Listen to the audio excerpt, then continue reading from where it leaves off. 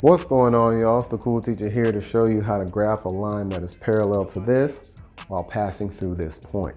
What is an equation of the line that passes through 3, -1 and is parallel to y equals -4x plus 1? Give your answer in slope-intercept form.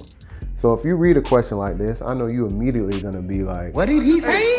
But there's no need. So let me show you how it's done. Kind of like 3 real legit steps that you need to go ahead and do. So let's go ahead and start. The first thing that's most important is that they say they want it to be parallel to this.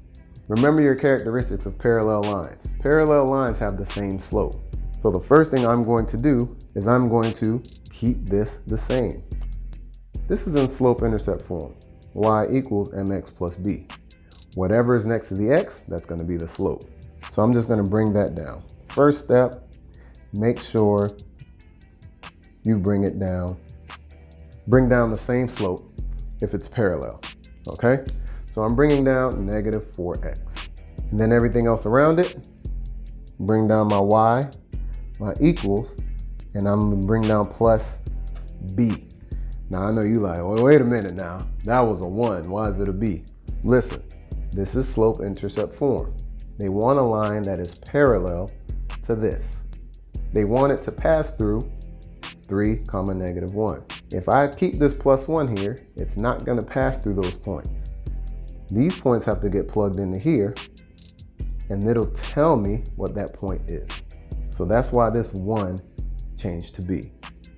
So kind of part of your first step, keep this the same because it's a parallel line, and then change your y-intercept, whatever number is in your y-intercept, change that to b. Now for your second step, I'm going to plug my x and y into my actual function. So instead of having y, I'm going to have a -1 equals -4, and x is going to be 3. But since the x is right next to the 4, it's going to be multiplied by 3. And then just bring down my plus b. From here, I go ahead and start to solve my equation. I have -4 times 3. That gives me a -12. Then bring everything else down. -1 equals, and then my plus b. Want to get b by itself, so I have to go ahead and do the inverse operation to the number on that side, -12. So I have to do +12. And whatever I do to one side, I have to do it to the other. So +12. This is going to cancel out. -1 plus 12 gives me a +11. Bring down my equal sign. Bring down my variable of b. I know that 11 or b equals 11 or 11 equals b. So this is the equation I started out with, right? I'm going to pull that over to the side.